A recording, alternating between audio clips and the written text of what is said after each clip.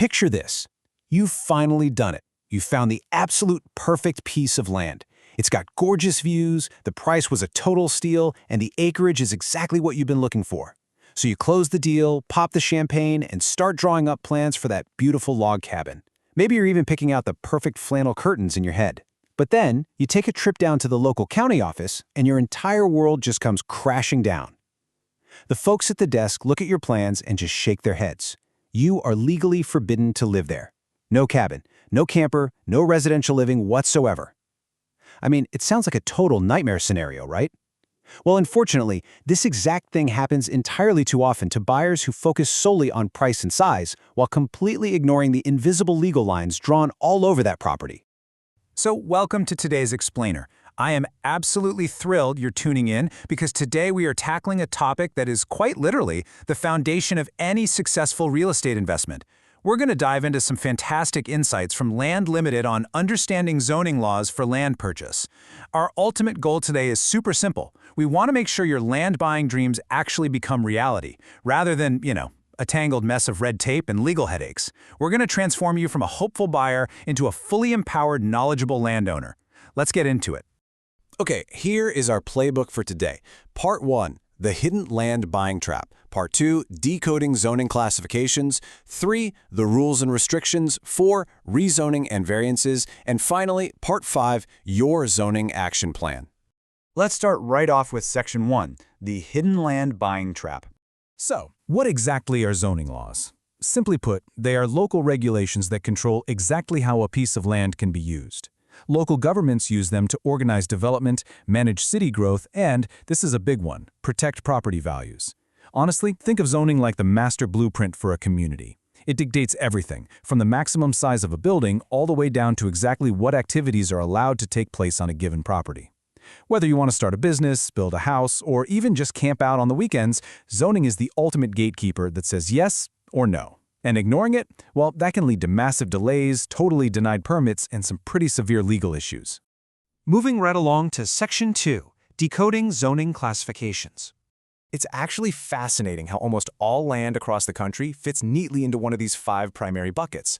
First up, we have residential. This is exactly what it sounds like. It allows for single-family homes, multifamily units, and sometimes mobile homes. Next is commercial, which is meant to support businesses like retail stores, offices, and restaurants. Then we've got agricultural. This one permits farming, raising livestock, and other typical rural activities. Fourth is industrial, which is heavily focused on manufacturing, warehouses, and large-scale operations. And finally, recreational, which sets aside land for public parks, hunting, or other outdoor uses. Now, keep in mind, each of these broad categories usually includes several highly detailed subcategories. Now listen closely because here is a crucial warning. Do not assume you know what a specific code means just because you've seen it before. For instance, you might see a property listed as R1 and assume, oh, that means standard residential housing. And hey, in one county, you'd be absolutely right. But drive 30 minutes over the county line and R1 might suddenly stand for Rural 1, meaning you have a strict 5-acre minimum lot size and definitely can't build a standard subdivision. These letters and numbers, like C2 or A5, they are not a universal language. Actually, they are strictly local dialects. You absolutely must review the official local ordinance for that specific municipality to know what you're actually dealing with. It also really helps to understand the macro environment of your land. When we compare rural zoning against urban zoning, we see a totally distinct difference in philosophy. Rural areas typically offer far more flexibility. An agricultural zone out in the country might allow for a home, a massive garden, livestock, maybe even a small home business. It's basically perfect for that homesteading lifestyle. Urban zoning, on the flip side, tends to be much more restrictive.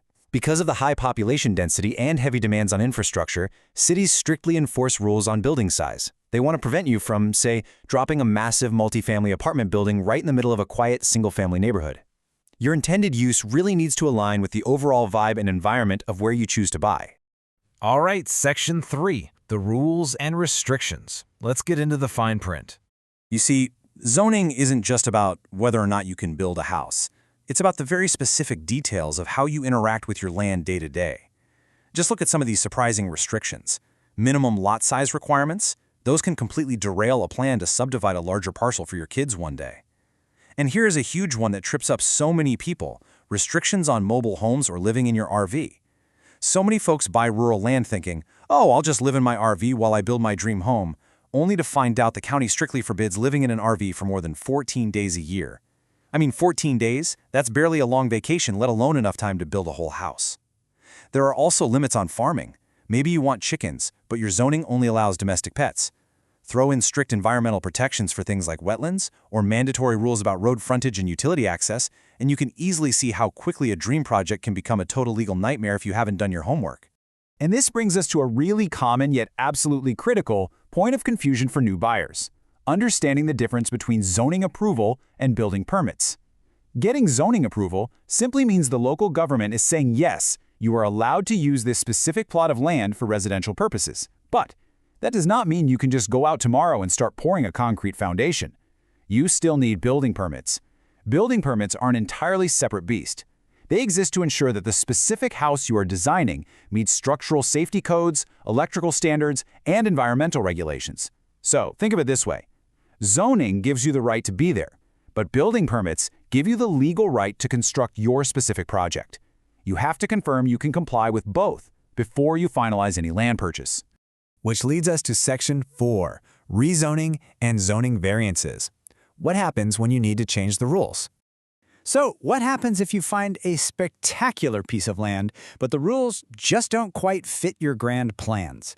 Can you actually change the rules on a property? For example, if you buy a parcel that's currently zoned agricultural, can you force the county to let you build a commercial storefront? Well, the short answer is sometimes, but it is absolutely never guaranteed. There are two primary avenues you can explore if you want to seek an exception from the local authorities.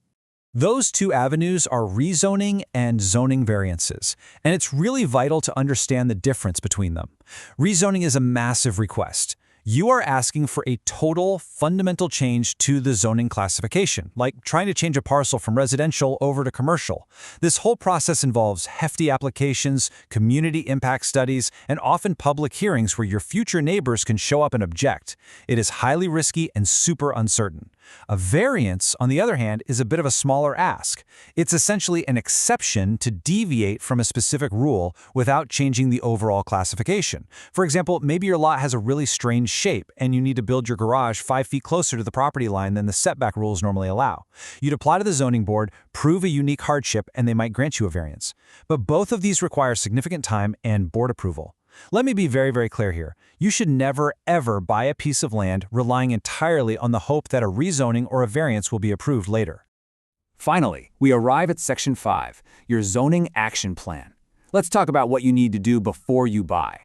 Here is your bulletproof, actionable strategy for buying land. It is a straightforward 1-2-3 procedure. Step 1, identify the specific parcel number of the land you want. And I don't just mean the street address. You need the official assessor's parcel number, or APN. Step 2, take that APN and dive straight into the county's online zoning maps and official ordinances. Find exactly what color that parcel is on the map and read the specific code associated with it. And step 3, pick up the phone and contact the local zoning office directly. Look, legal documents can be dense and incredibly confusing. A quick, friendly call to a local city planner can clarify things in 5 minutes that a 60-page PDF simply will not. Now, when you do make that call, it's really important to know how to work effectively with those zoning officials. They are fantastic resources, but you've got to guide the conversation. First off, ask incredibly specific questions about your intended use. Don't just vaguely ask, hey, can I build a house? Ask, can I build a 1,200 square foot permanent structure and also keep 2 horses on this specific parcel? See the difference? Second, confirm any regulations that seemed vague or unclear when you were digging through the online documents. And lastly, and I literally cannot stress this enough, get it in writing. If a zoning official tells you something is allowed over the phone, just politely ask if they can shoot you a quick email confirming that conversation. Getting things in writing completely removes the guesswork and legally protects you down the road. You should always research zoning before buying land, not after. This quote from LandLimited is so good because it perfectly encapsulates the entire philosophy of this explainer. It sounds so incredibly simple, doesn't it? Yet it is the single most powerful tool you have to protect your financial investment and ensure your actual vision for that property comes to life. Zoning laws shape every single aspect of land ownership, from how you use it on a lazy Tuesday afternoon to what the land is ultimately worth when you decide to sell it years later.